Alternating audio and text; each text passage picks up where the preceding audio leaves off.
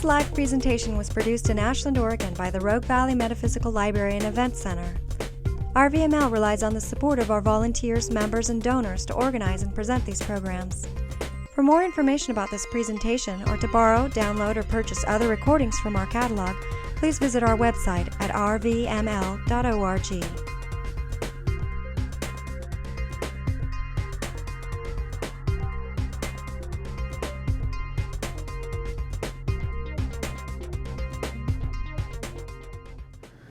Okay, thank you, Hearn. Thank you, Jordan. Thank you, everybody else, for coming out tonight. Certainly appreciate your participation and involvement and interest in this topic, which is growing leaps and bounds almost every day, it seems like. So thanks for braving the holiday shopping and all the Christmas cards or other holiday cards you need to be writing. So, and again, a big thanks to Jordan and to Hearn for just providing this venue to offer these kinds of talks. I mean, I've been to a number of them, as I'm sure many of you have, and it's really a treat to have this in our community. So a big hearty thanks and a round of applause for these guys. They're doing a great job with it.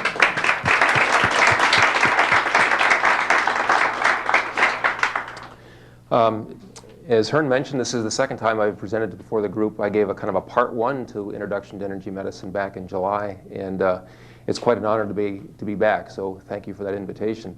And if you haven't got one, there's a handout. There's a whole stack of them on the TV monitor stand, if you don't have one and you would like to have one.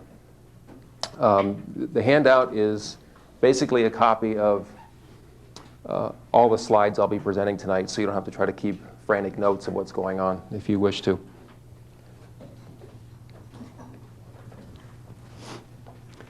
As I mentioned earlier, the field of energy medicine is growing by leaps and bounds, and it's developing very significantly almost every day. And it's developing both in its understanding as well as in its precision, and able to dial in specific healing modalities to help people.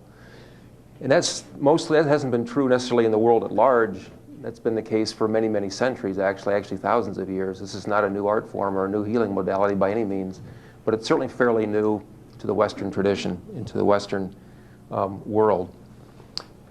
This whole notion of alternative medicine, alternative healing modalities is certainly catching more of the mainstream press. There was an August Time front cover many of you may have seen on the whole notion of meditation and the impact it's having on people's lives.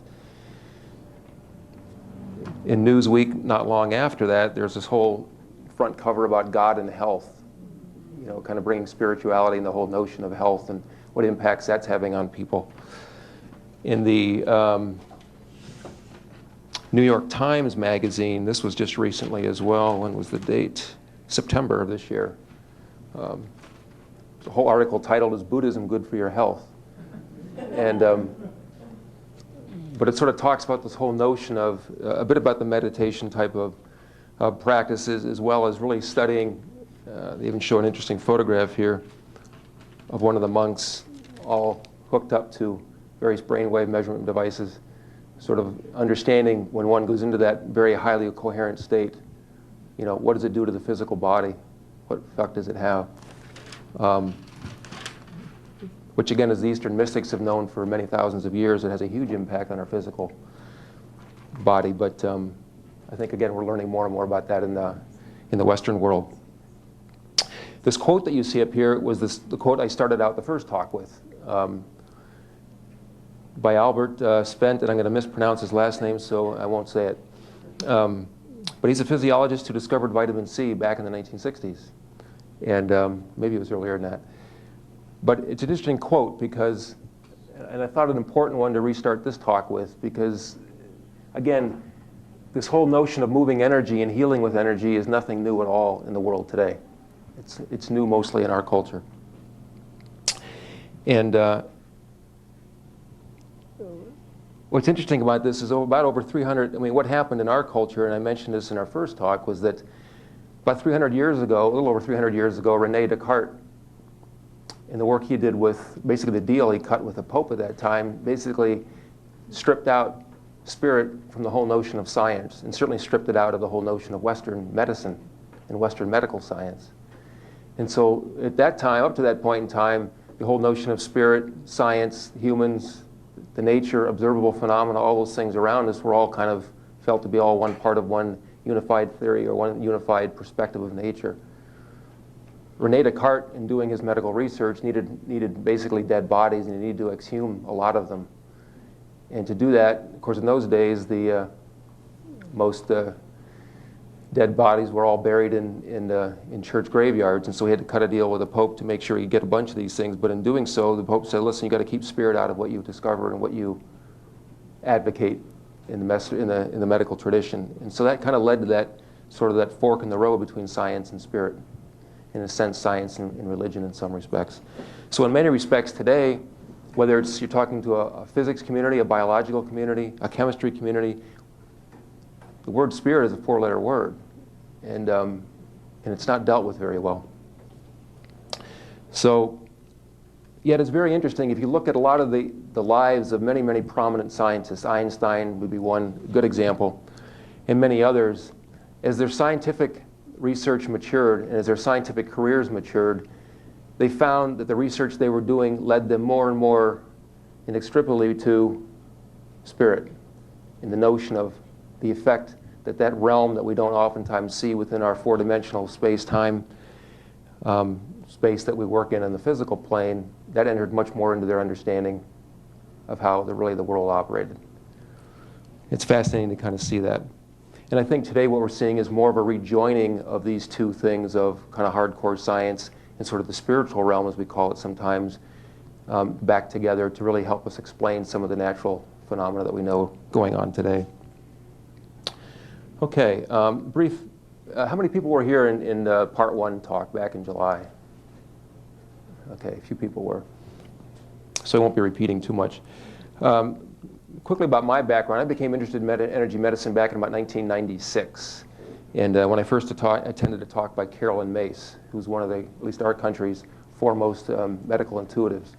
And she's written a number of very good and best-selling books on the whole subject. These are mentioned in the handout on page 6. There's a whole list of references. 3 of her several references are listed there. And if you're interested in a lot of this work, I'd recommend her work very, very highly. It's quite good. But I attended this talk and found it very interesting. And then it turned out shortly thereafter, my wife started attending a intuitive energy medicine course. At that time, we were living in Northern California, and so this was down in Sausalito. And she found it very interesting. And basically, the objective was to develop one's intuition and apply that intuition towards your own energy anatomy and basically managing your own energy space. And she talked about it and talked about how interesting it was, and we would discuss the course and so forth. And I thought, geez, that might be interesting to try out myself. Up to that point in time, my whole background was in the analytical world, in math and statistics. My profession was in applied statistics and quality management, and doing a lot of scientific research work with a lot of different engineers and other scientists. And so my background, again, was all in the analytical realm, and all my training was in the analytical realm. I thought it might be nice to balance that with some of the intuitive training. And I did that, and I found the work very, very fascinating, kind of opened my eyes to a whole part of the world, or a whole aspect of the world I really was pretty ignorant of up to that point. At that point, after you finish the introductory work, you can continue, if you wish, into the master's program. And I felt I really can't close my eyes to this work at that point. I needed to do that, so I did. And I found out after I finished the program that the intuitive ability really started to help significantly with problem solving, which is really what I was doing professionally. And all the research work I had done, is balancing that with the analytic was a tremendous asset and helped significantly. At the same time, I had a longing to start my own business and had been preparing for it for a number of years. A lot of it was just sort of a growing tired of corporate America as it was practiced in a lot of the larger corporations. And Hewlett-Packard was certainly one of them. And well, that's not the only place I worked. And so I left to start my own business and started that. It was my background being in quality, I was very interested in trying to produce and put together a very leading edge corporation, both in the way it was managed and organized, as well as in what it produced, producing woodworking and metalworking machinery destined for a specific market, really the high-end small workshops. But as I got into this for a couple of years, something hit me very strongly one day that this isn't what I was supposed to be doing. And as I look back, the writing was kind of on the wall for many months up to that point, but I sort of kept brushing it aside. But this sort of, I'll just call it divine inspiration that came in that one particular day was pretty profound for me, and I really had to stop and listen to it. I think if it had happened 10 years ago, I would have ignored it and moved on and said, let's get going, I got to keep things rolling. But at that point, I had just given an offer to a senior design engineer to start working in the organization. I had lease space we were moving into. I had health insurance set up. I had all kinds of business insurance set up. We had all kinds of, everything was sort of ready to go. And ready to start really throwing out a great deal of cash into keeping this thing going. And then this hits. And I thought, oh, this is just butterflies in my stomach. But I kind of sat with it for a few days and realized that I guess this is right. I wasn't what I'm supposed to be doing, even though I had spent several years preparing for that, both in raising financial capital as well as getting the whole thought process put together. So I decided not to do it. I just stopped. But unfortunately, it left me sort of, what do I do now? I mean, I had a family to help take care of as well, so it's like, okay, now what happens? And up at that point, I kept tutoring through the the Academy of Intuitive Studies in Intuition Medicine, where I did this training. And I remain a tutor there today and a faculty member. But I was helping people, and on and off, I was starting to help. People would sort of call and want some help with some readings and so forth. I seemed to have developed a knack for it. And so I started to do it more and more part-time, and eventually grew into much more of a full-time business. I still do a little bit of stat work today, but most of it, I don't really promote that or pursue it that strongly. I mostly do energy medicine work right now, and I found it just absolutely fascinating. So it's a huge career shift for me over the last, few years. Chuck, what do you mean by readings? Energy medicine readings? Energy medicine readings, yeah. Sessions with people to help deal with any particular, and we'll have a number of examples of those later today. I find that this work is far more demanding than anything I ever did in corporate America, even as a senior executive. It's like nothing comes close. I don't mean to suggest that running a business is a simple affair. There's a lot to that as well. But the demands it places, not only on yourself, but sort of just the self-management that you've got to be in to really do this well, is much different. I mean, you're having a bad day at the office, you can put down a few cups of coffee and keep going and do a decent job. You can't do that in this work.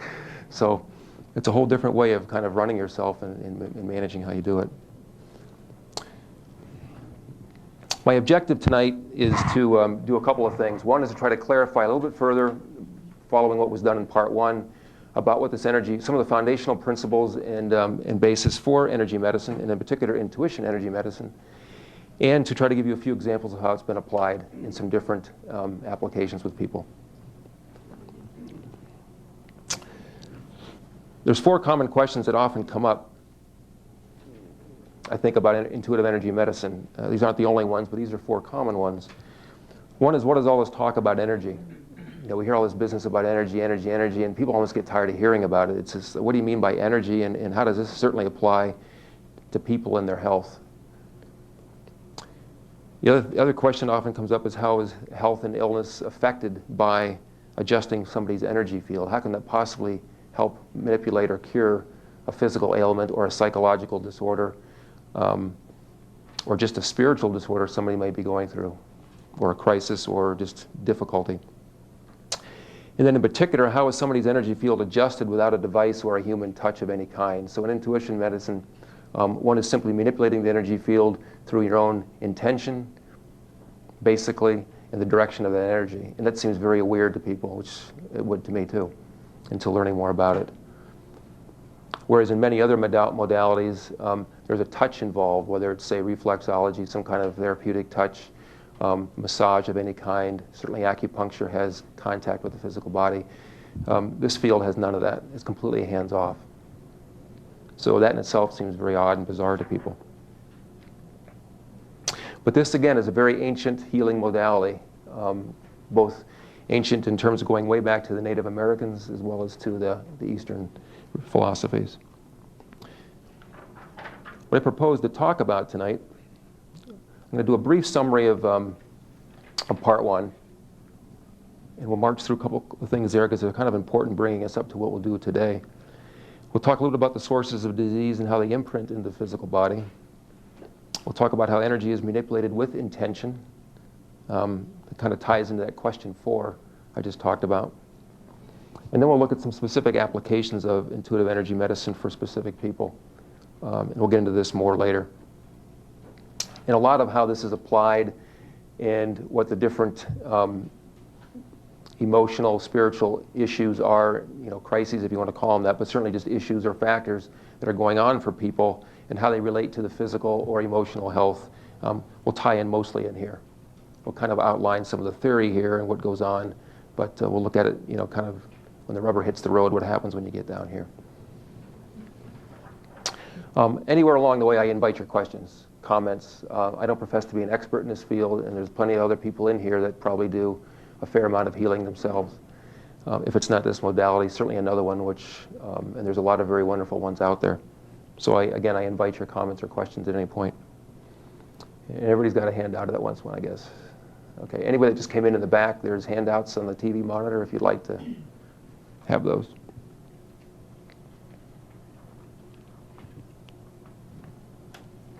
In July, we talked about, let's go into this notion about what we mean by energy. We talked about our world is a vast multidimensional energy field, multidimensional energy space.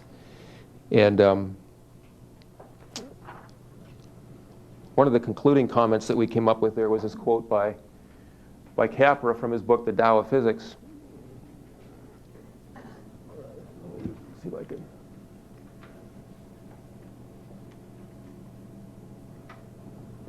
That might be the best we're going to do.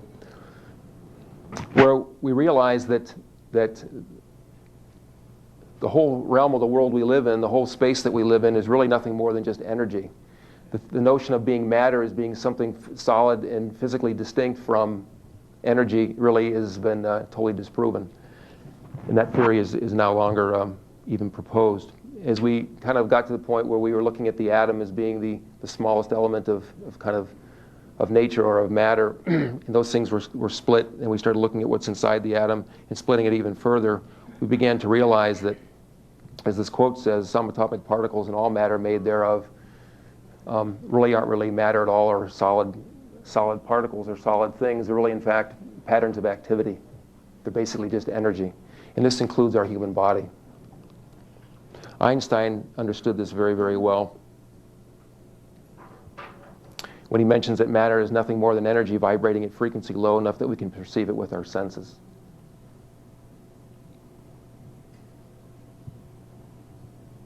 This is not just so much just a consciousness notion as it is really an energy and physics understanding of the world we live in. And then you take this a step further.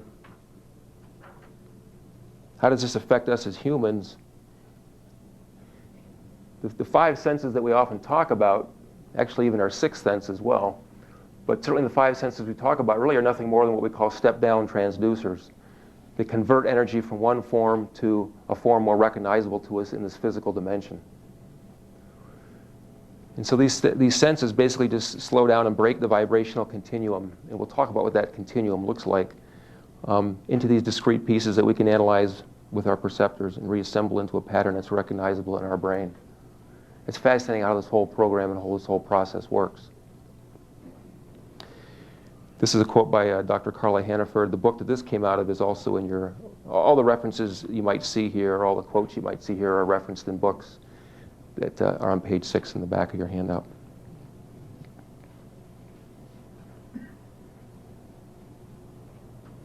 So really what we're doing is we're now understanding, not just in the medical realm or the alternative healing realm, but we understand it in the physics realm, is matter really is nothing more than an expression of energy. It isn't this solid particle we once thought it to be. It's really just simply an energy field. But we perceive it through our perceptors, and the way it gets transduced down as being something solid.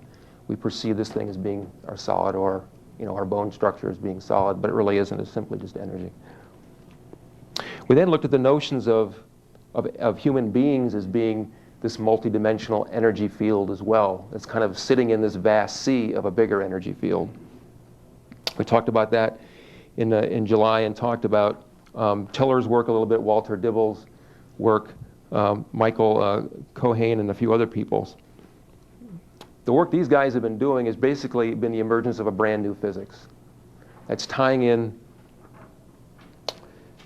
a lot of the quantum mechanics, quantum physics that explains a lot of the natural phenomena going on in our world today, but has been incomplete in terms of explaining a lot of the recent psychoenergetic phenomena that's been, I shouldn't say recent, it's been going on since time immemorial, but certainly recent in terms of the scientific applications applied to it. In Tiller's unified theory, and I'll give you a diagram of that in just a moment, what he's come up with is a way of trying to go beyond the explanation of natural phenomena we see in this physical dimension space that we work in, three dimensions in one, the four-dimensional space, excuse me, 3 dimensions of space, 1 dimension of time. He extends that to how do we explain things like remote viewing? How do we explain to things like non-local forces? How do we explain to things like clairvoyance? Our existing physical models that are proposed by quantum mechanics, quantum physics, don't explain that at all. They have no way of, they completely confounds that theory. And the treatment that has been given in the past is that sort of thing must be dismissed. The data that might be collected there is irrelevant. These can't be real events that are really happening. There's got to be somebody's imagination. So what Tiller has done and other people is they've now come up with this new fairly elegant mathematical transform that now shows us how we can mathematically incorporate consciousness into our physics models of the world, of nature. It allows us for the first time to kind of, at least mathematically, explain this relationship between subtle energies and the physical phenomena that we see. On page 7 of your handout, you'll see a copy of this diagram.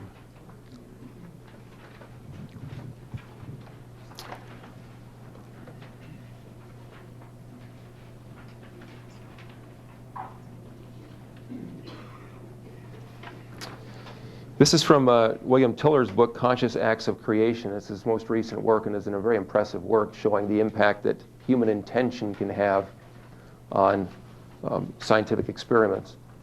We'll talk about that a little bit more later. But basically this diagram begins in the center, so let me cover that up. And what we see here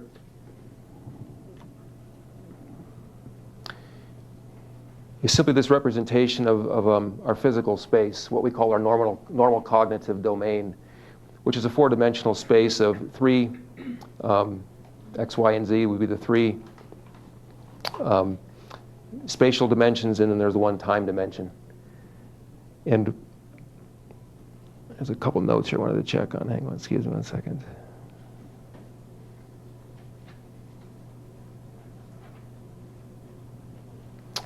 And right now, our quantum mechanics and quantum physics operates within this realm. And it's the most powerful theory that we have available today to us that explains the natural phenomena that we observe going on around us all the time. But it has a number of limitations. When you try to expand quantum mechanics out to the macroscopic level, it's pretty limited in how it can describe the phenomena that we observe.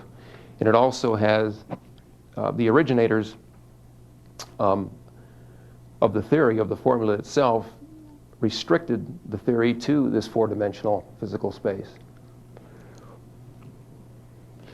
This led to a number of different conceptual dichotomies. One of these was this whole notion of wave-particle duality that goes on. The other one is, and people like de Broglie back in the 1920s started to deal with this issue. If you're a physics nut and you know about some of these things, I won't go into that now. But they started to deal with some of those dualities and some of those problems, but they sort of were able to kind of gloss it over and deal with it somewhat, still working within this quantum mechanic, quantum physics model. What Tiller and other people have found is that studying this whole notion, this whole field of psychoenergetics, and being able to actually measure and note what goes on when you look at remote viewing, non-local forces, clairvoyance, homeopathy, all these various different things going on in our natural world, is that, again, this model doesn't explain those things well. What do they do and how do they account for that? He felt one way to do this would be to start expanding the model by, 1, looking at this, what he called the conjugate physical space, or the reciprocal space, which is the coarsest level of what we oftentimes refer to as the vacuum. Basically, this is simply a frequency domain for those that know about these kinds of things or interested in these kinds of things, where you're taking the reciprocal of the four-dimensional, what we call D space or physical space. With this, and then he expands beyond that to get into the emotional realm, into a 9th dimension, then into the mental realm of a 10th dimension, and a spiritual realm into the 11th dimension. Now, this is intended to be a very simple energy band type model. It's not intended to be a consciousness model. It's really meant to try to help us get some perception, some understanding of what goes on in these different energy bands, energy fields. Some people believe that the different dimensions out there go into the hundreds. He's not trying. 5, 6, 7, and 8. Jumps 4 to 9. Well, here's 4 here, and then there's 4 more here, which gives you the 8 dimensions. And then you run to the 9th, 10th, and 11th here. The things that tend to hang out or that get explained or that we know of that tend to be explained by this theory in the reciprocal space are the etheric body. Homeopathy and its effects tends to work out in this space or gets explained by the mathematics out in this space.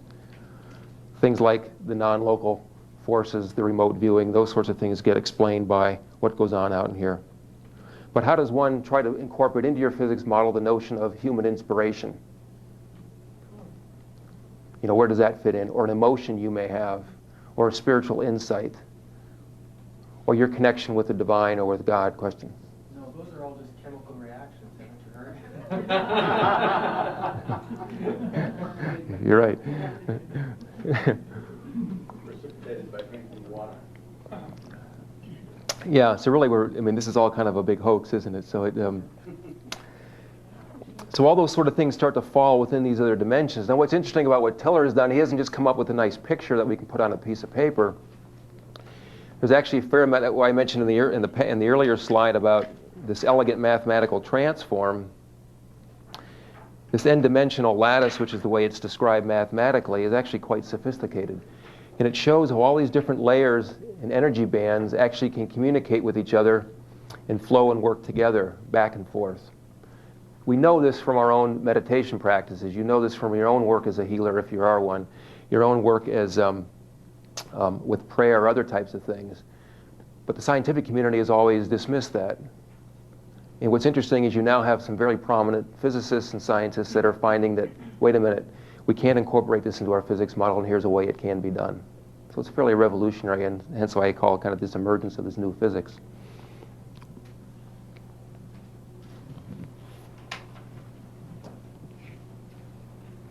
The boundary that we have here between the 10th dimension and the 11th dimension is oftentimes referred to as the boundary between the relative universe and the absolute universe. So the relative plane for dimensions tend to hang out below 10 and below, and get beyond that, you get into the kind of the absolute universe type of plane.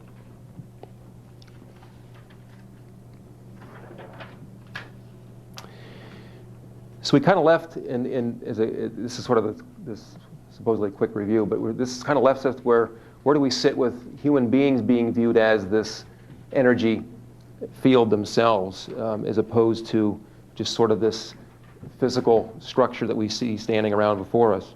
We then next looked at this whole link between our emotions and the physical body.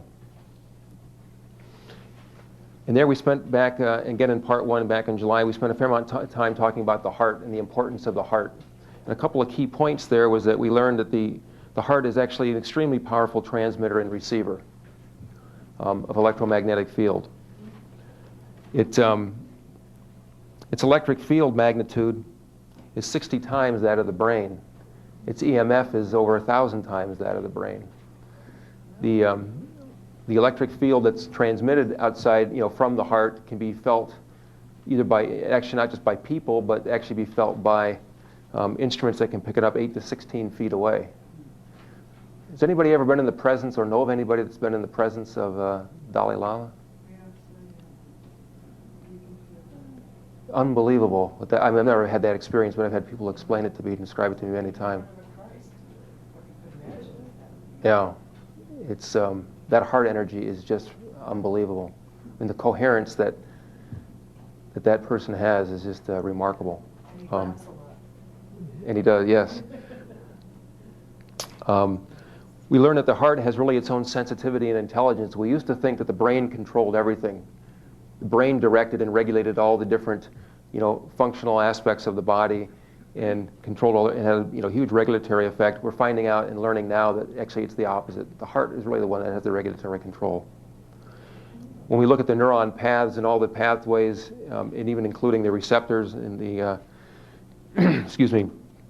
linkages back in, we see that really it's the heart that directs the brain to then do what the brain does, which oftentimes goes back and helps regulation of the heart.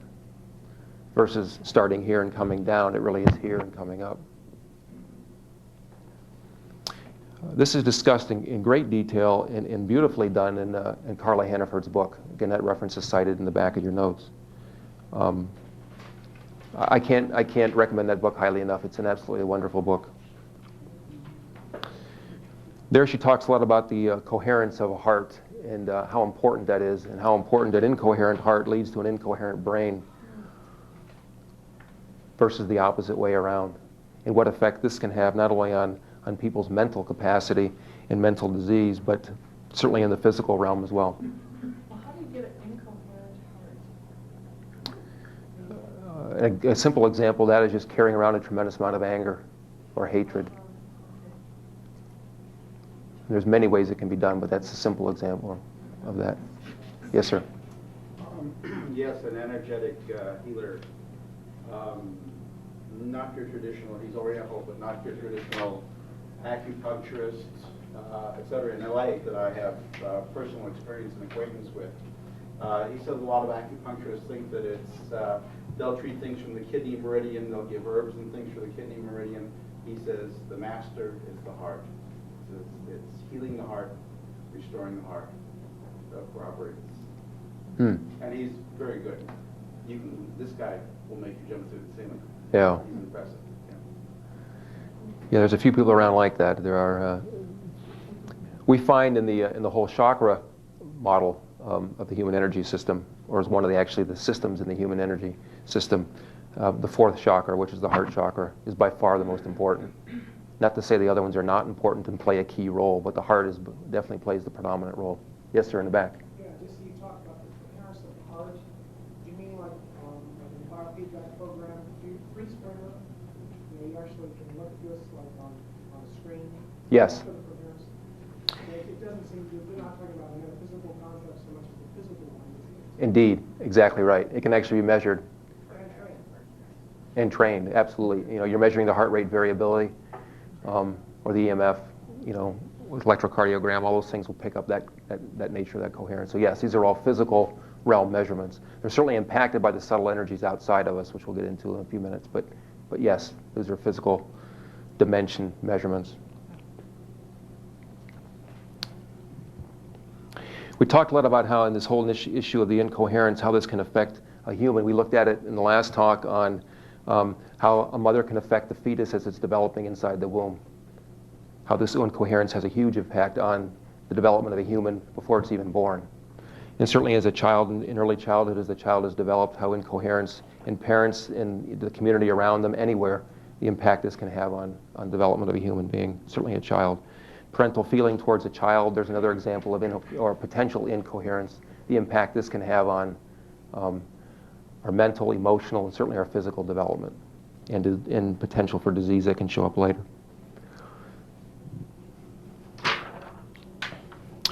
We then looked at some of the work that Candace Pert and other people have done in the neurophysics world, or neurophysiology, world. Her book, Molecules of Emotion, back in 1997, is quite a masterpiece in the work that's been done up to that point in understanding that, they now understand that emotions were one time thought to be something apart from, the physical body, and that link between the two was always something that was a bit of a mystery. Today, if you go into a doctor's office and talk about stress, that's an acceptable term to use in terms of, okay, I can understand how stress may affect things going on in the physical realm. But what they've actually seen and shown, and this again isn't just some theory, this is actually, they're measuring it, they're seeing it. Emotions also exist in the body as information chemicals, the ligands and the receptors. The receptors, there's hundreds of thousands of receptors on every single cell in your body. A simple example of how emotions affect the physical body is if somebody were to be standing in front of you and and they were embarrassed in some fashion, they instantly turned red. It's a simple example of this very principle. Emotional response, physical response to an emotion, that fast. So we've learned that there's a fundamental link between the emotional dysfunction and certainly into to illness itself.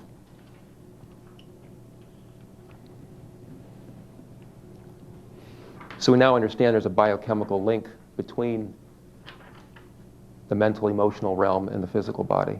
Here's a quote by Dr. Candace Pert. Here's a scientist, again, not at the end of her career, but in the later stages of her career. She started studying all these different ligands, receptors, this whole issue that's going on in the connection between emotions and the physical body, without any idea that this may lead to where it led to. But how the maturity of her science has gotten to the point where she now understands that there's far more going on than just this four-dimensional space-time model that we are referred to in medical science. I'll let you read the quote, but it's a fairly strong statement to think that all illness, if not psychosomatic in foundation, certainly has a component to it.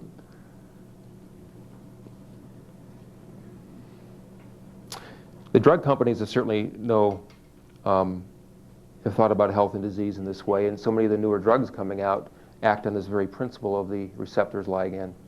This is not a new issue.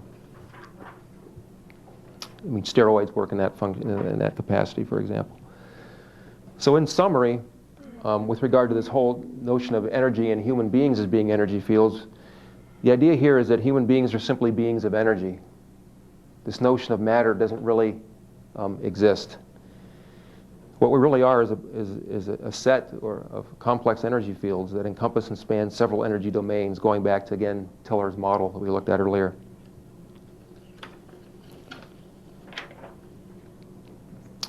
Especially when you consider the spiritual, mental, emotional, and physical aspects of ourselves. If all we were was physical beings, then you wouldn't have these other dimensions to worry about, but we're so much more than just a physical being. And what's fascinating about this is that we are in constant flow between all these different energy bands.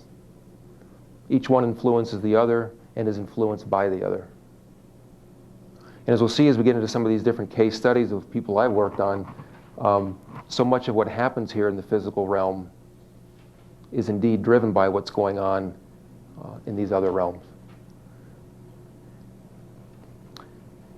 I'm finding more and more that the spiritual realm seems to have the biggest impact. And maybe that's just because of the people I work with, I'm not sure. But it's fascinating how much more of the work I'm doing gravitates more towards that plane and those causal issues for people, as well as with the mental and emotional, but certainly the spiritual component is becoming enormous.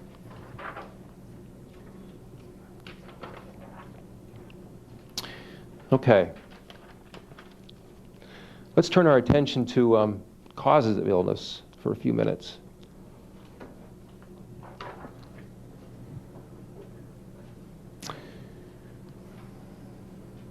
The holistic perspective of disease, which won't be new to many people in the room here, is that disease itself is an integrated result of all different stresses that we can be impacted with. And here a number of them are sort of listed in terms of generic labels, cosmic, environmental, chemical, electrical, and so forth, environmental, all things around us, as well as our own physical, emotional, mental, and spiritual stress. So it's a composite of all these different things that can be going on. Generally there's no single cause that one can say, this specific thing caused me to be that sick. Any given cause can produce any conceivable illness or illnesses, or in fact no illness, depending upon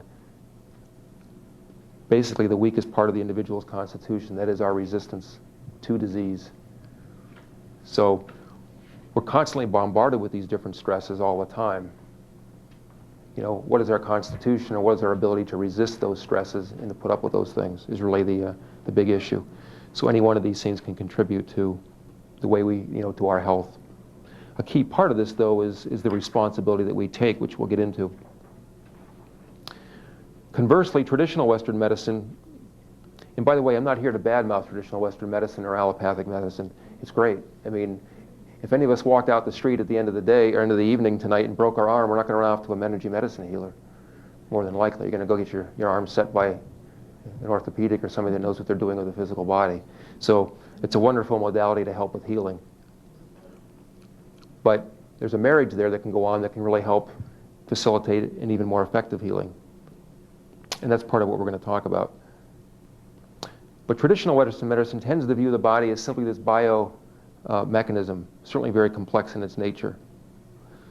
It's guided by the notion that illness can be cured by basically repairing, or replacing abnormal cellular systems during, using drugs or surgery. That's basically the thinking. So one article I had read, sort of referred to physicians, not in a condescending way, but basically as very, very sophisticated and highly trained bio-plumbers. We kind of go in there and we just replace parts or fix those parts. That's not intended to be condescending in any means, but that's basically the thinking behind it, is that you just repair the physical system. And in many cases, that works pretty well. I mean, as many people can attest to. They definitely have provided great strides in diagnosis and treatment of illness. I mean, that's obvious, I think. But I think one of the criticisms of traditional medicine, Western medicine, even by medical doctors themselves, it tends to largely address symptoms, not causes of illness. And it tends to be lacking on reversal and prevention of illness. How is this different than the holistic perspective, in that the health of the psyche and the spirit themselves are manifested at the cellular level as physical health or disease? So basically, the physical body is the caboose in the train. It's the end result of all that happens. The health issue doesn't start here, it starts outside here, and typically manifests here, inside. And so a lot of what holistic medicine tries to do, and energy medicine in particular tries to do, many of the modalities, is they try to aim for the cause. I don't want to just fix the physical body without addressing the cause, because the physical condition can come right back. How do we get to the actual causal factors?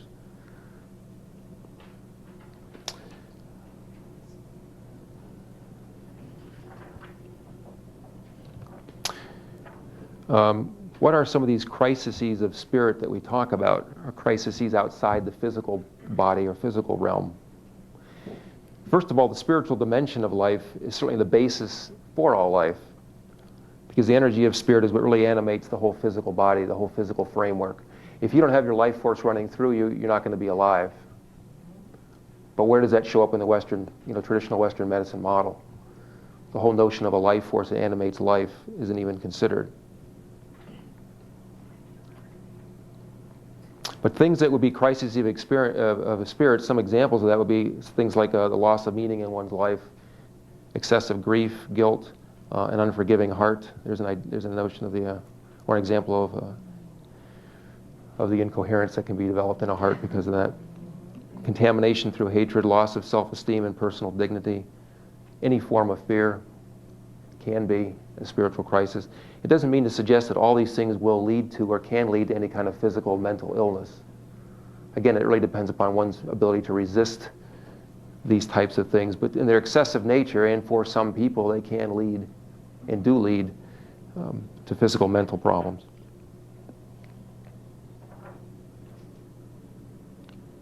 An important aspect of energy medicine from the holistic perspective, again, is that each person is consciously or unconsciously directly participates in the creation of his or her own reality, including the reality of their health and the reality of their illness. And this is a hard notion for many people to accept. How could I possibly be responsible for the illness I may have? I didn't try to catch, diabetes or cancer or whatever the case may be. How could I possibly want to inflict myself with that?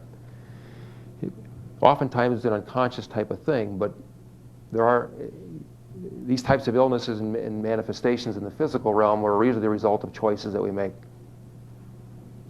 And that's probably not new to most people in here. But that is a difficult concept, and it is difficult to get that across to many people who prefer the traditional medicine model. What about, like the coming of age, when you hit puberty and then going into menopause? I mean, how do those things tie into this? I mean, those things seem to be programmed within us, right?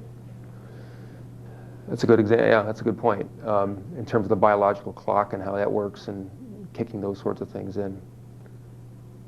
Those aren't diseases, though. But I was... No, they're not diseases, but they can cause a lot of things that are uncomfortable. Right. And different people work through those areas of their life much differently than others.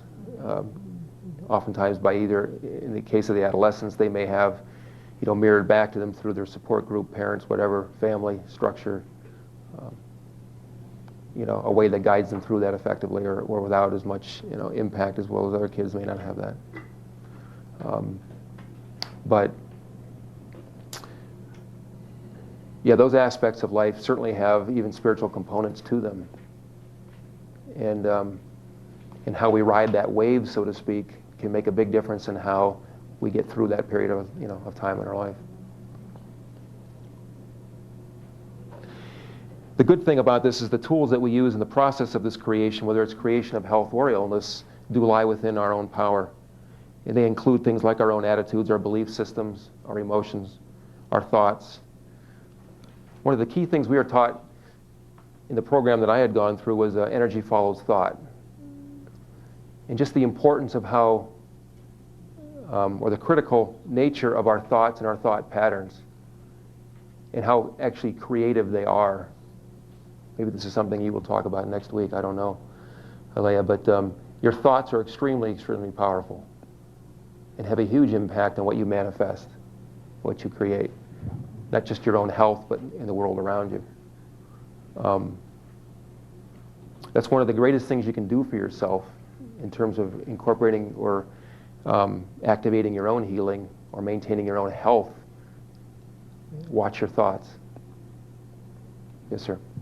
Seems to me like most people that have, for example, cancer aren't ready to hear the idea that they somehow created the cancer. Typically it's unconscious. Or in some cases with people, it could certainly be environmental. If we worked in an asbestos plant, we have a higher susceptibility perhaps to that disease because of the environmental factors.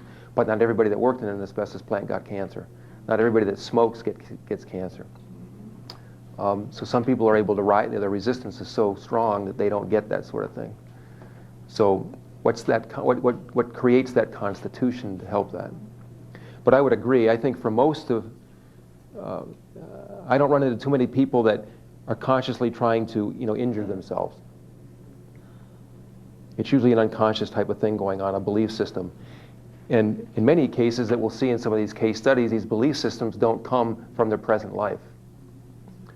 They're carried through the continuum from, any one of a number of past lives. And if the notion of past lives and the effect that it can have on you in present life seems a little bit foreign or too way out there, I understand that. I don't have any problem. I'm not trying to convince you that that exists, but it is a very viable realm and has a huge impact on people's present life. And the genetics, that's a different form of past life. Thank you. Yeah. Yes. In other words, it might leak. Saying that your grandfather, your great-grandfather lived this way can have an impact on you, especially if it's brought home to you. Mm-hmm. Through your parents, for instance. And also not only your thoughts, what you previously said thoughts, but your feelings, your emotions as well. Thoughts are really different than feelings and emotions. Yeah, I find that to be very true too, and so thank you. But it's amazing how much we create ourselves, create our own reality, create the world around us every minute, every second of every day.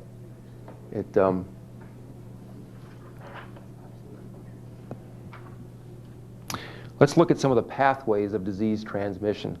Not just the causes of illness, but how does disease sort of work its way into the physical realm?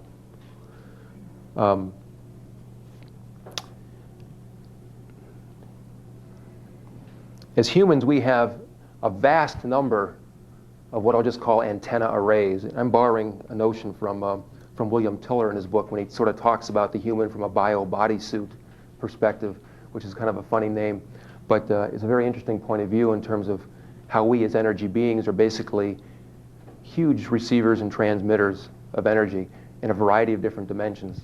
So all these fields we talked about before, the spiritual realm, an energy band, the mental, emotional, certainly in the physical, in the etheric realm out in here, represented by the reciprocal space. We have receptors and transmitters that pick up every one of these different dimensions. So anybody that's in meditation, that's doing your own spiritual sort of communication with another spirit, or your own meditation just on the cosmic plane, you got a receptor and a transmitter out into that energy band. You do that very regularly. Mental thoughts, mental things that go on, same thing. A simple example of this in the physical realm with our 5 senses would be your eyes.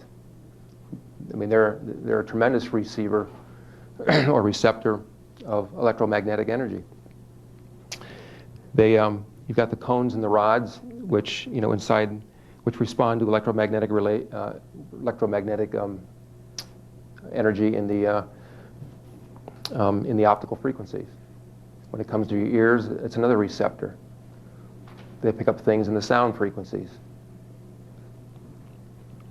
Your autonomic nervous system is basically a signal carrier via the parasympathetic and the sympathetic branches of that system. That's a huge reception and transmission field. And that autonomic nervous system influences both our secretions, our muscle responses, our blood vessel responses, ECG, our heart rate variability, our respiration, and a number of other things. That whole antenna system, or antenna array, if you wish to call it, is a huge, huge array throughout our entire body. A couple others I want to mention.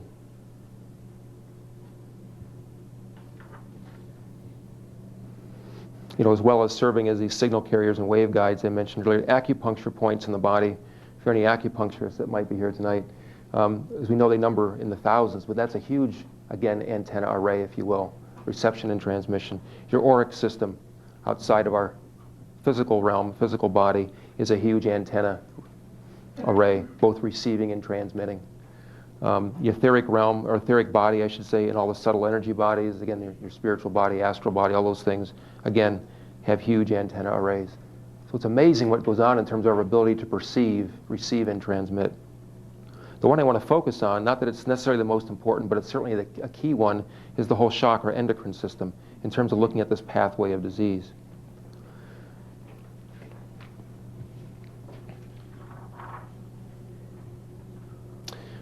I think as we all know, the endocrine system is sort of your master gland system. These are the master glands that manufacture the major hormones in our body, which has a huge role, of course, in the whole physical. Interestingly, look, let me just get the picture up. This is on page 8, the back of your handout. An interesting aspect of the whole endocrine system is that they also happen to be the co-location for all the 7 major chakras. They're right there co-located with each of the different major glands in the endocrine system.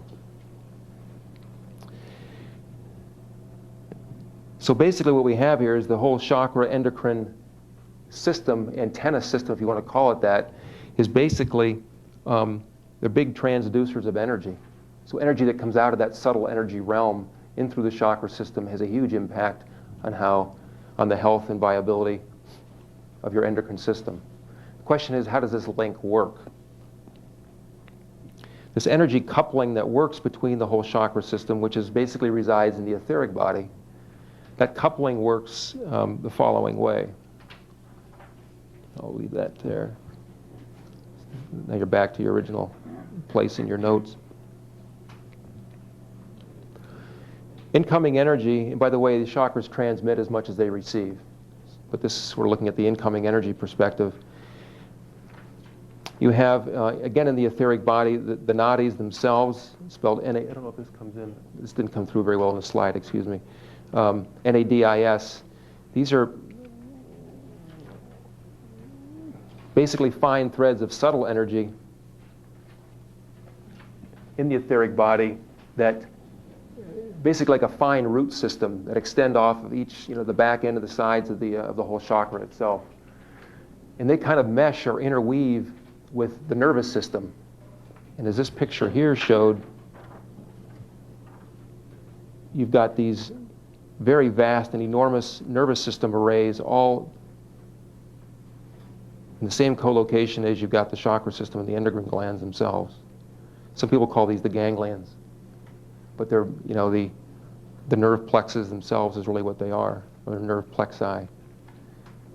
And so with the incoming energy coming in through the chakras, transmitted via the nadis, interweaving with all these different nerve cells and that nerve pathway, you basically have this huge transducer that converts the energy in the subtle realm down to an energy that can affect the physical body itself. We're almost there. So the pathway, going back to that more complete picture, this incoming energy has a huge impact on the viability and again on the health of the endocrine gland and what it secretes in terms of hormones and what kinds of hormones and the health of those hormones into the bloodstream, which of course affects all the cells in the body. So things like that incoherent heart out of a fourth chakra, or people who have been through a lot of different abuse issues, the impacts that stream of energy coming in and the impact it can have on the body in terms of mental health, emotional health, physical health is huge.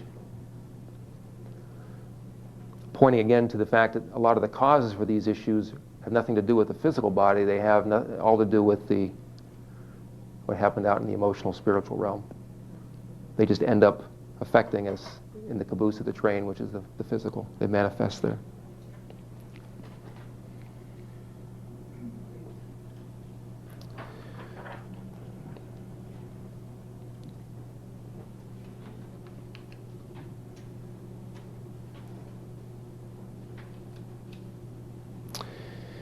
Okay, I think what we'll do at this point is, let me close with this slide, then we'll take a break, and then we'll get into some of our case studies after the break. So where does energy medicine sort of fit into this?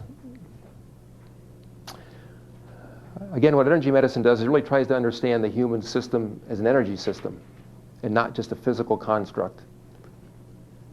So what we try to do is attempt to heal illness and transform human consciousness by manipulating the energetic patterns within our systems. And these patterns are the ones that really guide the physical expression of life. They guide the physical manifestation that you see in the body. So we try to manipulate these energetic patterns versus trying to manipulate the cells and organs through drugs or surgery.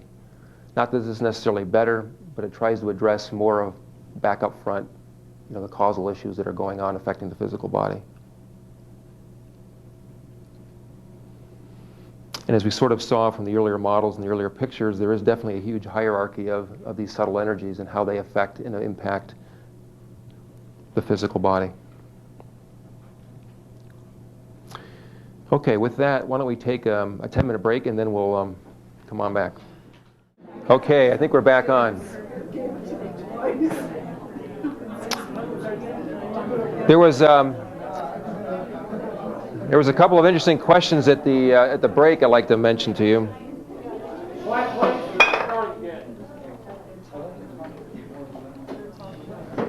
A gentleman brought up a good point at the break about what effects have we seen or does anybody know about with the recent increase in the solar activity, especially in the last couple of months. It's been a huge increase. Are we seeing any ramifications due to that sort of thing? Well, that's one of those sort of cosmic stresses, if you want to call it that, or certainly energetic stresses that impacts the body or can impact the body in the mental realm, the emotional realm, and everything else. So how does that manifest itself, or how can it manifest itself for some people?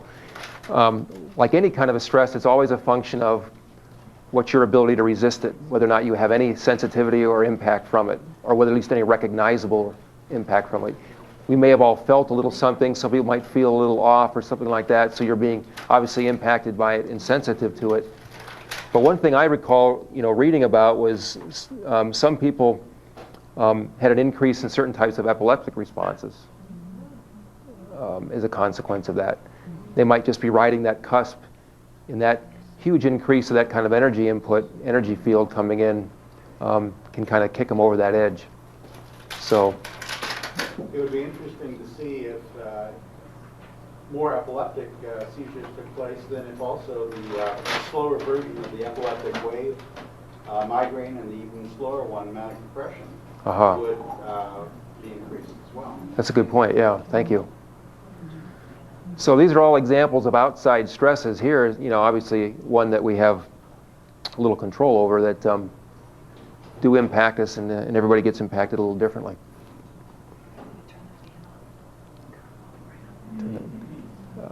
Heard, we have a request to turn the fan off. Is that possible? Thank you. Another point was made regarding the heart and the importance of the heart, especially with regard to the impact it has, or the impact of the heart on physical illness. And it was mentioned that so much money has been spent with traditional Western medicine research on heart disease. Heart disease and depression are the two largest causes of death in the country, which is very interesting. Much of it is heart chakra related. But most of the research into the study of heart disease, again, to its credit, because it's been very helpful, but it's always focused on physical causes and physical causal factors. Things like obesity, smoking or not smoking.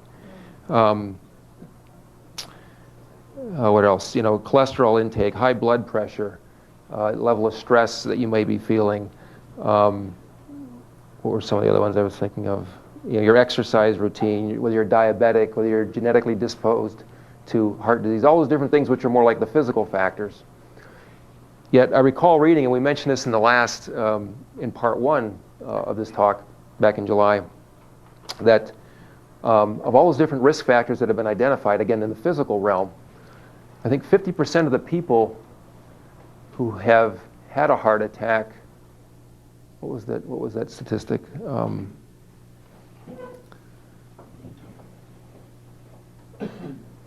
50% of the people who suffer their first heart attack have none of those risk factors present. And 80% of the people in the world, or at least in our country, who have 3 or more of those risk factors, 80% who have 3 or more of those risk factors never have a heart attack. So obviously the risk factors play an effect. They play a role. They're important to understand and know about. The research isn't a waste of time, obviously. But they're not the only game in town. They're not the only thing that's causing the problem. There's so much more that goes on with the heart. Yes? Would you comment on the role of light therapy on people that have the winter blues or SAD, and how that ties in with some of your thoughts? I know light therapy has been very, very beneficial to a number of people. I'm not knowledgeable enough about it to really speak about how it works and the different ways it's used to help people. There might be somebody in the room that is, that be more than welcome to speak. But yeah, it's. Light therapy is it's an energy modality. You're inputting energy into people to adjust and manipulate their energy field. I've been using it for about 2 months since the weather turned kind of gray for myself. How does it work for you? It's been helpful then. Helpful. Great. Yeah. Well, isn't that why we have like Christmas lights and the solstice, the winter solstice? Because we all go down to this really dark time, and it helps to cheer us up. Not just put the lights on the house, but Yeah. it feels good. It does. And how about when everybody walked into this room and they saw the colorful collages that is the new display? It really, for me, it's a good causes. Well, you sort of feel that energy in the room when you come in here. It just sort of has that sense of, yeah. I'll bet that a number of people noticed that when you're looking at Christmas lights, that the colors make a difference. Feel the difference in the colors on those lights and how they affect you. Mm-hmm. So those are all those different antenna systems that you have resonant within you and outside of you that are all at work, picking up those different, and we're all sensitive, in different ways to different types of input and how they can be helpful to us. So somebody who responds well to one type of healing or modality may not respond well to another, or as well. Color or light therapy may work beautifully for a lot of people. For some people, they don't tend to respond that well to color. You didn't see any better in any of those books you mentioned.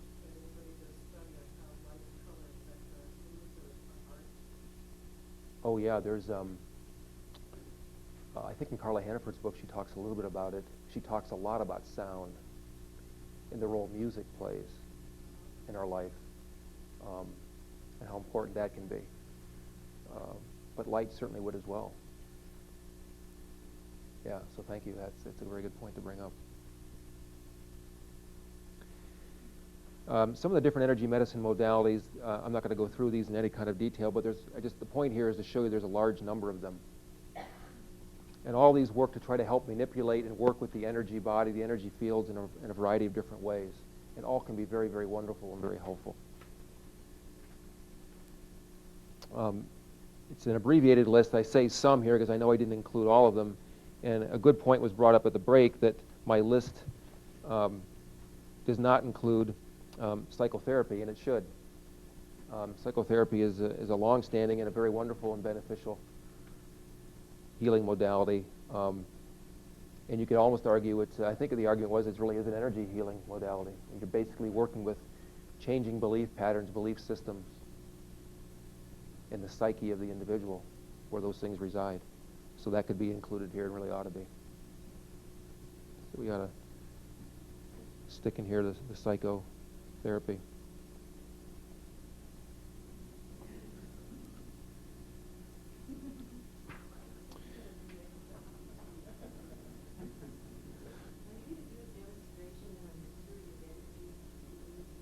No, I will not. No, one can do that through,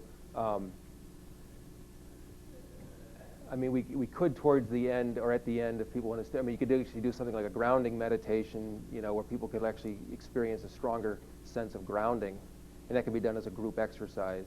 I wouldn't work with somebody in the crowd individually with that. I probably wouldn't get the level of coherence that I would need or want in a group setting. Some people can do that. Carolyn Mace used to do it regularly in front of crowds.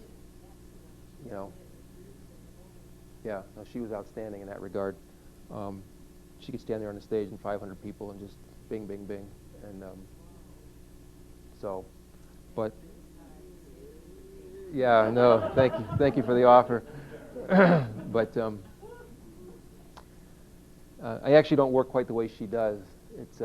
There's been some interesting things that have come out about how she actually does the work, and I don't do it quite the way she does it, so it makes it much more difficult to do in a group setting.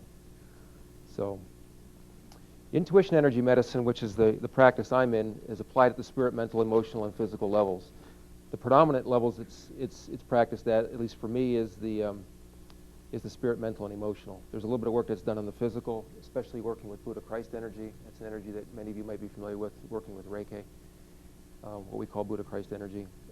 That affects significantly what goes on in the physical level, as well as the others, but predominantly in the physical. And there's other things we can do in the physical level, but the real work that's most beneficial is at these three levels. Like in the holistic perspective, which is really, this is part of the holistic medicine point of view, is disease is viewed as a manifestation of the whole person. So the question we try to ask is not so much what disease does the person have, but what type of person has this particular disease. What's going on for the whole aspect, that whole dimensional realm, if you will, of the human that they're manifesting at this level, what's going on.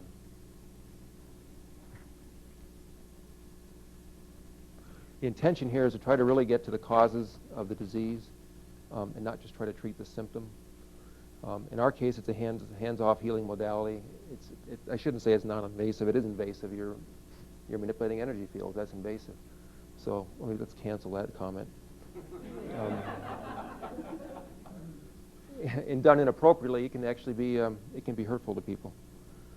Generally, it won't have a lasting effect but it can. There is some. Like any energy healing modality or any healing art or healing modality, there's a shadow or dark side to it. And there are some practices of it that are not appropriate. You may have known some people that have been through that. I've worked on people that have had that issue, and it's not easy.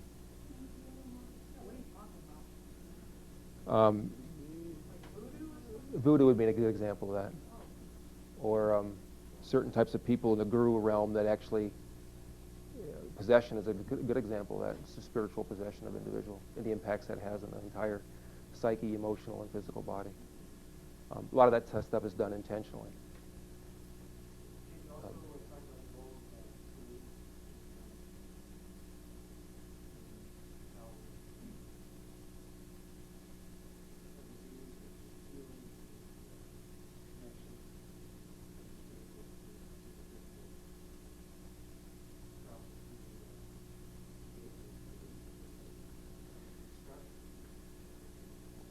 That's a very good point. I didn't appreciate that issue of belief as much as when I started, and certainly when I was going through the training as I do now.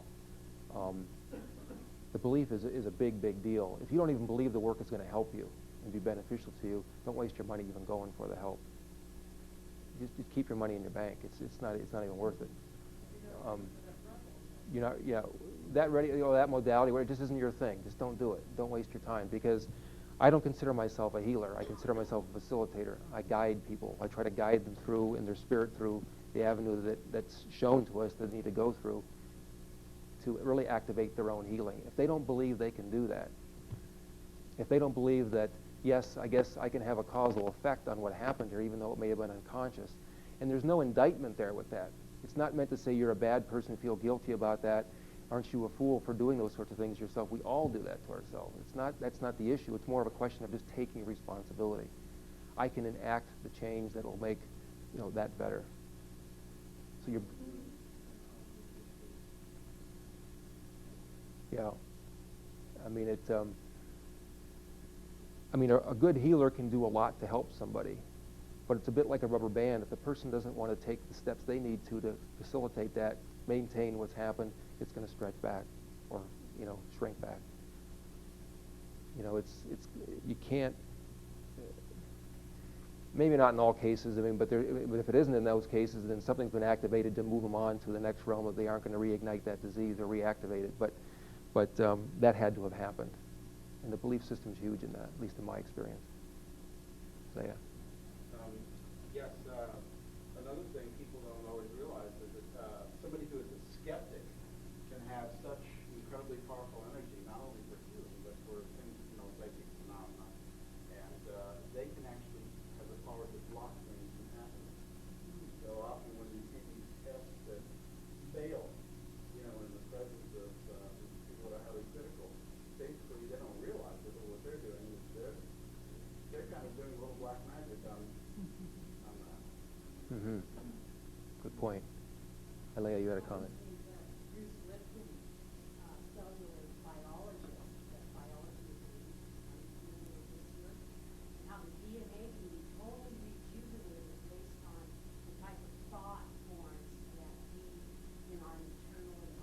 Mm-hmm. They actually show that in the laboratory. And the membrane itself, like the brain, filters out, positive energy, positive waves. And it's quite fascinating. We're unable to reduce the aging and healthy longevity. Yeah. But that's where we have this, we're influenced by and influence all these different multiple energy bands, all these different domains and realms that we operate in. They have a huge effect. Alea, you had a comment. It just came to me, this has nothing to do with beliefs. Where did X-rays and radiation and CAT scans and all that fit into this? They're part of the domain in here, mostly down in this realm. But some of these emotional bands and mental bands are in those frequency bandwidths. You can't see the X-ray, the radiation, so how does that go down to the physical point? Well, you see the impact of that. You basically capture that ray on a film and bring it into that space where you can see it, in that space. A hologram works the same way, or can work the same way, or a photograph is that you, go ahead. So like when you're getting an X-ray, does that energetically move the energy of your hand? I think basically what it does, maybe somebody else can explain it better than I can. Yeah, just because we can't sense it with our senses doesn't mean it's not in the physical realm. See, what he's talking about is the physical realm, and there's a lot of things in the physical realm we can't sense. And energy, X-rays have an effect on our physical body.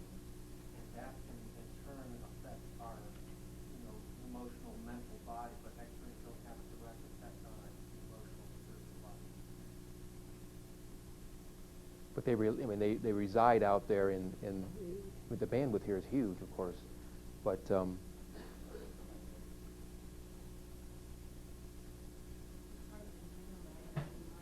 yes, thank you.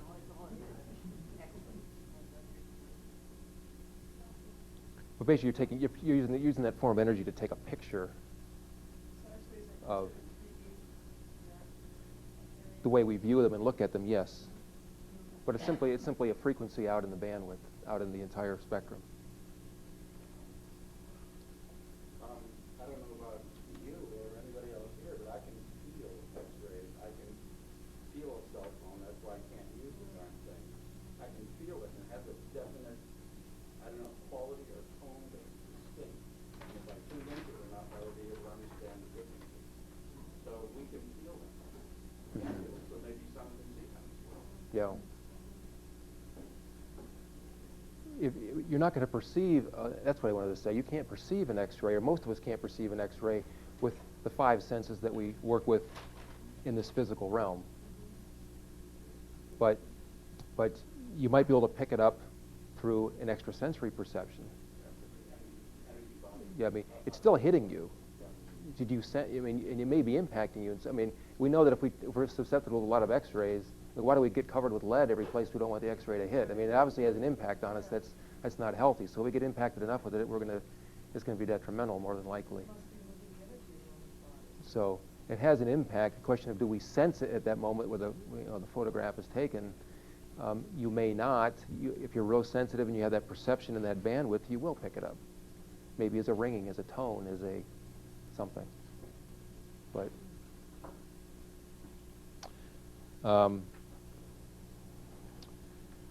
in my case, and in many cases, the people who do the intuition energy medicine work, we can easily do this either in person or remotely over long distance. Most of the clients I work with actually are located around the United States. We work by phone. So, which even makes it more bizarre for people to think, well, how are you manipulating energy for somebody that lives in New York City? It's just as easily done as if you were sitting 10 feet away.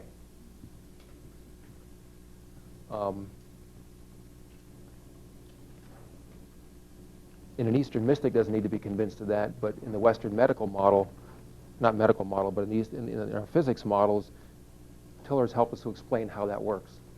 It's phenomenal. I mean, in terms of a physics perspective, but it's no different.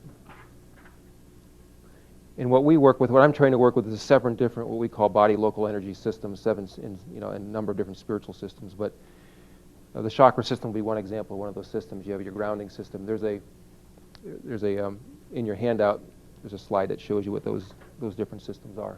I won't go through them all right now. We've got to get to these case studies. How this works, I have to be in a very highly coherent state, as there's really much anybody that does this, unless you're working with an alternative outside input. A good example, that would be somebody who channels, but somebody who channels is generally in a fairly coherent state. So if you're channeling the input or the energy in, as a channeler can do, you may not need to be in a very quiet, meditative type state. You may be able to channel it and still carry on a very normal conversation. Can you describe what you mean by coherent? Basically, it's like a meditative state. You basically let yourself and your energy fields pretty well aligned, and you're in a very still, quiet mind place. So you're trying to block out and basically filter out a lot of the sensory perception or a lot of sensory input coming in the physical plane, and really focus on what's going on out in the basically the etheric body plane, which in our model here would be, I want to see what's going on mostly in the reciprocal space. I don't think of it that way when I'm doing it, by the way. I don't think, oh, emotional space, reciprocal space.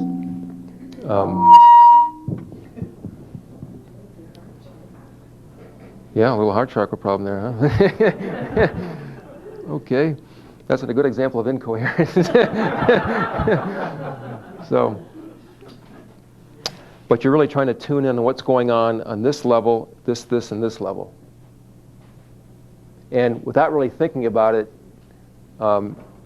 you sort of move around. But if I want to see what's more going on the emotional body level, I ask to see it there. So you sort of, your perceptors change, or you focus them differently. If that helps answer your question. Could you also They call it reciprocal space because it's literally the reciprocal of the four-dimensional space, or the normal cognitive domain. So instead of being distance here in the x, y, or z dimension, you're looking at 1 over distance, which is what I call, x to the minus 1. Which is, wasn't that easy to understand? It really moves you from a spatial particle type domain to a frequency type domain. So instead of looking at things in terms of, like if you're looking at space, like distance from here to here, you're looking at number of units of space, number of units in a given, number of particles, let's say, in a unit of space versus the actual distance itself, if that makes any sense or helps. What Tiller was trying to do here was get away from this, what's been called in physics is the wave-particle duality that goes on. And the way quantum mechanics and quantum physics has worked with that is they've allowed you to either think of it in one or the other. In the theory that's existing today in the 4D plane is you kind of think of it in terms of one or the other, but never simultaneously. He felt it was much more appropriate to look at let them both, since they do both simultaneously occur, and what I mean by they, meaning natural phenomena, let them be expressed that way. So he's offering a mathematical expression that looks at both the frequency domain as well as the particle domain. And then it extends beyond that to these other dimensions. There's a lot more about this that I'm qualified to even talk about, but it's my limited understanding of kind of how it works. And he describes it quite well in both of his books that are listed in the references. And it's done in a way that's quite readable. It's not, parts of it are written for the physicist and the mathematician, but other parts of it are not. At least to get an overall idea of what they're talking about.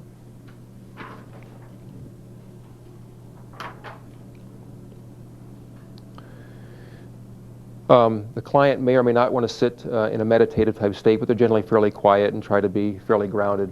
And if they're not in that condition, then I will help get them there. It just helps them participate in the work more effectively.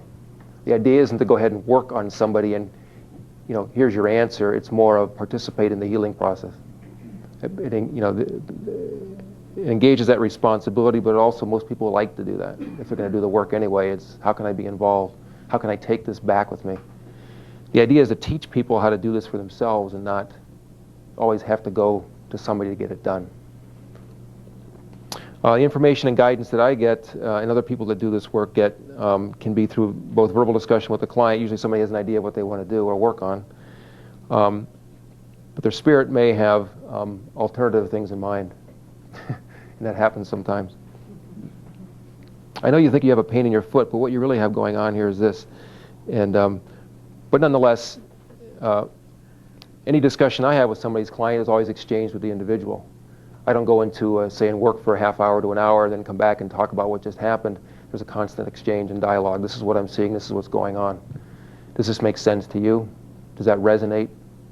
Does that feel right to you? Because if it doesn't feel right to them, we don't proceed. We go down the avenue that's appropriate to them.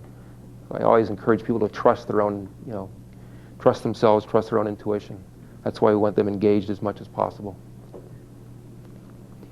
There's a lot of reading going on in the energy field as to what's happening. The spiritual, plane is just one of those.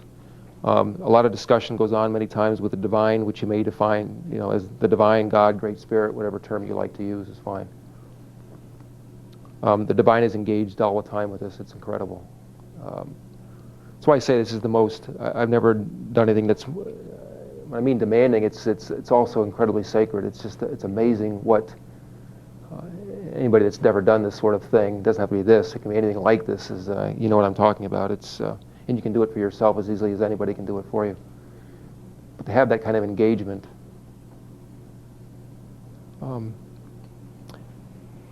it isn't only just a few people in the world can have that conversation with God, so to speak. Anybody can do that.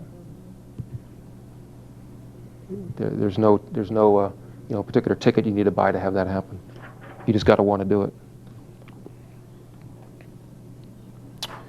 A couple other key points is that if called for, spiritual issues are resolved. A lot of karmic issues can sometimes come up. depending upon the issue that's going on for the person and what the causal factors are. Karma comes in a lot of times. People's energy fields are then worked on and changed. The modality that we learned, we only use their healing energy or universal healing energies to do it with. This is different than many other practices. Practices where there's hands-on, where you're actually touching the person and working with them, are great practices. Sometimes, if it's not done, or sometimes the way it is done is there's a lot of transference, or can be a lot of transference of energy between the client and the practitioner, or vice versa. We definitely set ourselves up so we don't do that. I'm not interested in knowing my stuff. I'm interested in helping them out. And if I'm getting a merging going on of the energy field, and I can't read what's going on clearly with them, I'm not being very helpful to them, especially in getting the information content as well as working on, healing their field. So it's very important that we try to do that. And so I don't use anything with my own energy to do this with. You all have your own very highly activated and very highly capable healing modality and healing energy inside you. You don't need somebody else's, including mine or whatever. It just needs to be activated or engaged. Cellular reprogramming is done sometimes through a particular system we call the physio-psychic system. It's a system that resides, basically, it's like Candace Pert said, your whole body is your subconscious mind. And you can get programmed anywhere. Any body worker knows that. Or anybody that's had body work done. But we have a way we can do that energetically as well. You're all moving energy. Any of those modalities we talked about, whether it is psychotherapy, whether it is body work, whether it is acupuncture, all are wonderful healing modalities. They're all moving energy in some way. It's just a different way of moving and manipulating the energy. If you think of yourself as an energy being, how do I adjust the field? That's really what you're doing in a simple 2-sentence description. As I mentioned earlier, the physical body is assisted with some of these energies, and most of my training was at the Academy of Intuitive Studies. Are you going to talk a little bit about how you do manipulate the energy? Let me do that. That was one of the things I was going to mention. Let me do that very briefly. So how does intention work? Because that's the way I do it. It's done with intention. I had a couple notes I wanted to... What did I want to say on that? Okay. As our thought processes and our belief patterns are very, very powerful, so is our intention, which is nothing more than a thought pattern. So your intention is extremely, not just mine, anybody's, is exceptionally powerful in terms of its creative ability and its manifestation ability. So it's through intention to direct the appropriate energies into creating the healing. Now, the question that many people have is, what do you mean by intention? What's this intention stuff? And this is, again, nothing new to most of the rest of the healing world for thousands of years, but to the Western science mind, when I go, is there some way we can kind of get a handle on what this intention is and how it works and doesn't even exist, rather than sort of this maybe floozy idea? And this, again, we have Tiller to thank for a lot of the work he's done. His book, The Conscious Acts of Creation, is a whole book about how intention works. In a number of experiments they've conducted to demonstrate how intention can have a huge impact, and does have a huge impact on the physical world. The way they did this was, and I'll do this in a quick nutshell, they took what he called an intention imprinted electrical device, IIED is the acronym. It's a simple oscillator, but it's an electrical device. They sat the electrical device in front of 4 very highly trained meditators, and they imprinted an intention onto that device. One example of an experiment that conducted was they wanted to increase the pH of water by 1 pH unit. So they imprinted this intention onto the device. For I guess they sat there for an hour or 2. And that was the intention they directed in the device. This may sound bizarre, but this is what they did. They wanted to show, can I actually make this happen? They took the device, turned it off, they encapsulated it in a Faraday cage, which basically isolates electrically from any other EMF, isolates this device. They took it, they put it in the proximity of the water, 2,000 miles away, by the way. They shipped it to Minnesota, to the lab there. And turned the device on, and they did this multiple times, and the pH of the water increased or decreased depending upon what the intention was. So the water responded exactly as the imprinted intentions intended. They did the same experiment with, to us it seems like magic. It's not magic though, from a physicist like this guy's point of view. He says it's just merely physics of another spatial reality. Yeah, blessing your food. Yes. Blessing your food. Yes, sir. What happened when they tried to publish that in a journal? One of the supposedly more reputable. I don't know if they have or not, to be honest. I think he has, but I don't know that I don't know. I've got a copy of his book. You want to see it? It's been pretty highly praised in the physics, circles, but it's still something that the traditional physics community isn't quite buying into. Because it's energetic phenomena. This stuff doesn't exist, or we just dismiss it. His claim is, which is why he's developed this whole model structure around this. This guy's a professor emeritus at Stanford, by the way. He's not a lightweight, and he got interested in psychoenergetics as sort of a hobby, and he says there's just too much data out there that I've collected myself and I've done experiments on. I can't refute the data anymore. We can continue to ignore it, or we can try to expand our models to incorporate that type of reality into our understanding of natural phenomena. So it's fascinating. He did another experiment on in vitro enhancement of specific enzymes and coenzyme activity in frogs. It had a huge impact on the development of the frog.